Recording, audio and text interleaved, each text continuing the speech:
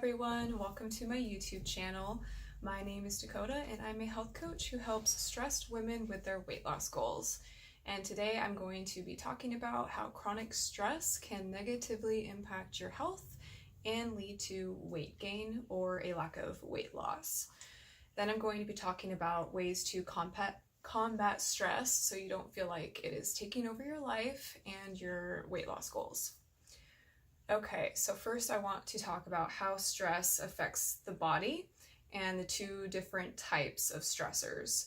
So number one, there is an acute stressor. So an example of acute stress would be like running late for work. You wake up late and you're trying to rush, you get really anxious, and your body's in that fight or flight mode. So that would be an acute stress.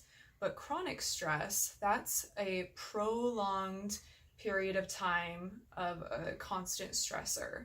So for example, maybe day by day you are not getting enough sleep, or you're working a job that's really stressful and that you don't like. So this can cause chronic stress over time for prolonged periods. And this is more of the dangerous stress that we're going to be focusing on today. So when our bodies are under stress, there are certain hormones that are released to help us fight or flight so that we can survive. So in Paleolithic times, this occurred in real threatening situations, such as running from an animal so that we could live, right? So even though we aren't dealing with this anymore, running from animals, our human instincts are still there and they're ready to respond to stressors in our modern lives, which can lead to chronic stress.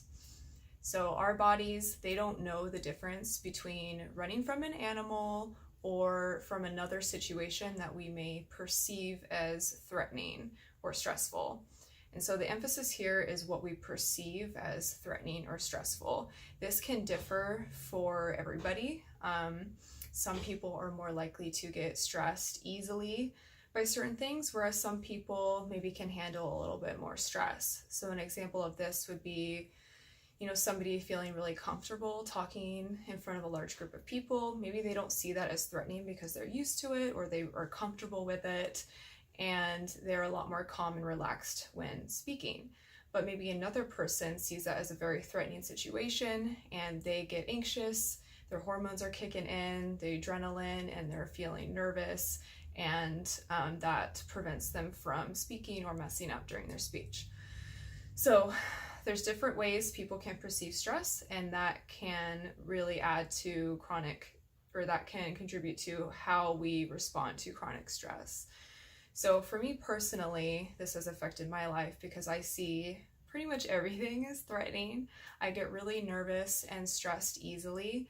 I've dealt with anxiety my whole life, and I have that high trait anxiety where maybe little things that other people might not see as stressful is really stressful for me. And so for that type of personality, it's really important to figure out how to manage those feelings and manage the stress and prevent it from taking over your life and health goals. Okay, so another thing I want to emphasize on is acute stress can be beneficial because it improves our ability to respond to challenges in life, but when stress becomes chronic, that's when it can lead to feelings of hopelessness, helplessness, and that's when it becomes really dangerous and can really affect our bodies and our minds and our goals. Okay, so let's talk about how stress specifically can lead to weight gain. So as I mentioned before, there are some hormones that are released during that stress response, and one of them is cortisol. So high stress can lead to weight gain through high cortisol levels. And normally cortisol is released in a rhythm throughout the day. So when we wake up in the morning, it's higher. It gets us motivated to move on with our day and get up and get ready. And then it kind of tapers off throughout the day so that by bedtime it's low and we can go to sleep. But when you are dealing with chronic stress, it not only increases your overall cortisol, it also disrupts this rhythm, and that is what leads to an array of health issues. and one of them being insulin resistance. So that's number 2 for what can lead to weight gain, is insulin resistance. So when cortisol is high, it can cause your cells to become less sensitive to insulin. And this means that our bodies need to produce greater amounts of insulin to produce the desired effect. And so for some of you who don't know what insulin is, it's a storage hormone that is released to store glucose to use for energy later, or to take glucose from the blood and put it into the cells so they can use it for energy at the moment.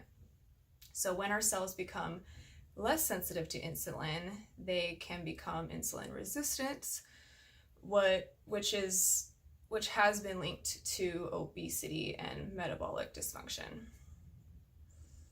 So number 3 is decision fatigue. So there are 2 parts of the brain that is affected during this fight or flight mode, and one of them is the amygdala. So that is our automatic response to stress.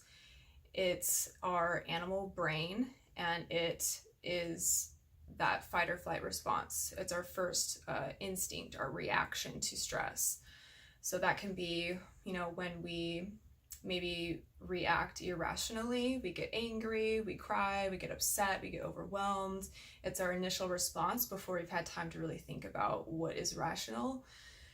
And then we have the prefrontal cortex. And so that's the part of our brain that's responsible for decision making and responsible for conscious thought so that we can make logical decisions. It's also where we have feelings and where we can take action on things. It's where we actually have the capacity to make conscious choices, whereas the amygdala is our automatic, instinctive system. Okay, so when it comes to stress, the prefrontal cortex is very sensitive to stress. So when we are stressed out all the time, it can be difficult for us to make decisions that are in our best interest. So for example, if we're going day by day feeling stressed, our prefrontal cortex is probably not going to be operating optimally. And so when it's hard to make decisions for our health and for our weight, when it's easier to maybe eat something that's more desirable, that tastes really good, and it might not be rational, it might not lead you to your goals, but that's kind of what happens when your brain is under that chronic stress. Okay, so number 4 is increased cravings. So this goes along with the amygdala, the prefrontal cortex, and the hormones that are released, is increased cravings. So when cortisol is really high, it actually increases our appetite and makes it more likely that we're going to crave certain foods that are highly palatable, because our bodies, they want to conserve energy. Our brain wants to conserve energy, and it wants to do that the best and most efficient way possible. And that's going to typically be things that are high caloric, like sugar, fats, processed foods that are really high in calorie. They're super palatable, they taste really good. So we're going to be have increased cravings with that. And number 5 is emotional eating or drinking. So when we are stressed, that doesn't make us feel very good typically, right? You feel anxious, you feel flushed, your heart may be racing, whatever it is, you don't feel good. And typically what we want to do is get rid of that feeling, that really uncomfortable feeling. And oftentimes this getting rid of that feeling is through eating food, drinking alcohol, because those things make us feel good, right? Like if you're really stressed out, maybe you reach for the bag of cookies and you eat all of them, because in the moment it takes away that stress. You feel better. You're like, this tastes so good, and I'm forgetting about my stress. Same with alcohol. Maybe you're reaching for the wine every night because your life is stressful and you're just tired and you want something to take the edge off. And so, eating and drinking, those things, it's not bad. When it becomes bad is when we use it in a way to cover up our discomfort. We don't let the discomfort happen. We try to cover it up with things that feel good, and then that creates a habit over time that can really keep us from reaching our weight loss goals. If you are eating a bag of cookies every night and drinking a bottle of wine or multiple glasses of wine, that's very high in calories. It's not nutrient dense, right? It's not nutrient dense food. It's not going to be good for our bodies to do every single day. And so if we're using our emotions to eat, to cover them up, that's going to create a habit that keeps us from reaching our goals. So let me just recap here. We have 5 things: high cortisol, insulin resistance, decision fatigue, increased cravings, and emotional eating or drinking. So now that we've kind of gone over how stress can lead to weight gain, I'm going to talk about ways that you can become more resilient to stress and prepare your body so that it can handle more stress. So number 1 is prioritize self-care. I know that probably sounds self-explanatory, but really it's so important. If you aren't prioritizing yourself and how you take care of yourself, you're not going to be able to show up and be prepared for what can happen throughout your day. You're going to be easily over-aroused, easily stressed when you haven't even spent any time on yourself. Okay, so number 2 is fuel your body with whole natural foods. So whole foods, that's going to give you the nutrients that you need. It's going to be good for your brain. It's going to be good for you physiologically and set you up for success with your weight loss goals and help you be more resilient to stress, right? We want to put good things into our body so that we can function at its best. Okay, number 3 is finding a mindfulness practice. So this can be anything. For me, I like to meditate and journal. Meditating doesn't have to be very long. You can just close your eyes, take some deep breaths, try to be in the moment. And that has really helped me during times of crisis when I know that I might have a panic attack or I'm completely over-aroused. I know that if I close my eyes and just take a minute to let go of what is happening and just tell myself that, nothing bad is happening right now, right? Nothing bad is happening right now. All of my worries and stress are things that I'm worried about in the future. And so when you can realize that, that can really help calm your mind. So meditation, journaling, gratitude, thinking about things that you're grateful for, can just set the mind in a positive way and help set your day up so that you're not starting the day off like feeling like crap or feeling negative. And then breathing, I already said that, yoga, walking, so anything that can kind of take your mind off of what you're worried about and just focus on the present moment. Okay, so next is shifting your mindset. So stress is a feeling, and that feeling is going to create it's a vibration through the body. So that vibration through the body is caused by a thought, right? So if you're telling yourself, I'm stressed, I'm so tired, I'm freaking out, you're going to not feel very good. You're going to probably feel butterflies in your stomach, maybe your face gets flushed. It doesn't feel good. But maybe if you change your words around and say, okay, I am stressed, but I can deal with this, I'm going to be okay, you're more positive, that can calm your mind and calm your body down. So shifting your mindset.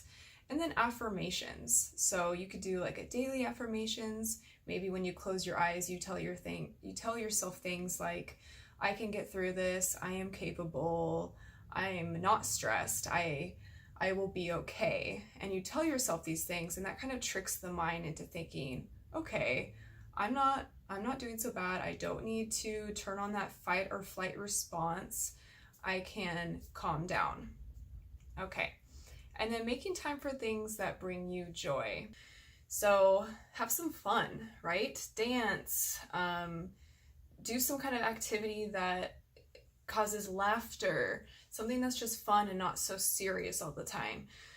When we participate in things that are joyful, that increases the feel-good hormones like dopamine, endorphins, serotonin, oxytocin.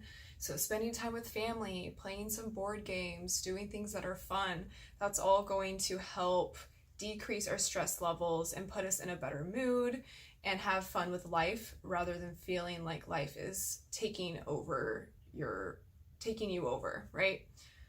Okay, and so next is getting enough sleep. So I know this one can be a tough one, especially when you're stressed out already.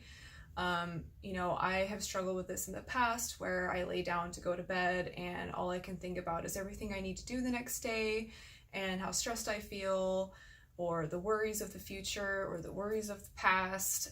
Everything just comes flooding in. And so trying to create like a bedtime routine or something that's going to calm the mind before you get into bed can be really helpful. So I like to read before bed. Sometimes I like to meditate or just take some deep breaths, calm the mind, think about things that I'm grateful for. And so also everything else that I've talked about kind of connects with sleep. So fueling your body with whole foods, mindfulness practice, prioritizing self-care, all of those things are going to help you with sleep as well. And everything's just interconnected. So one thing is going to affect the other thing and so on.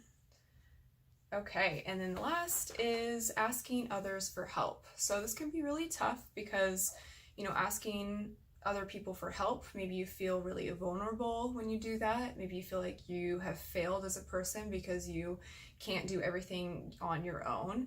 And this cannot be further from the truth. We all need each other. We all need support once in a while. And it's okay to ask for help. It's okay to ask somebody to do the laundry, do the dishes, to clean the house for you, or to watch your kids, or whatever it is. Like, it's okay to ask for help. We need each other. And when you reach out to somebody else and ask for help, that can also help them, because now they realize, oh, like, maybe I can ask them for help when I am struggling, and it creates this really good bond and relationship together. Okay. So I hope you found this video helpful. If you did, please give it a thumbs up. And if you want more videos like this, go ahead and subscribe to my channel. Also, let me know in the comments with your experience with chronic stress and what has helped you manage it. All right, thank you so much. I hope you have a happy new year.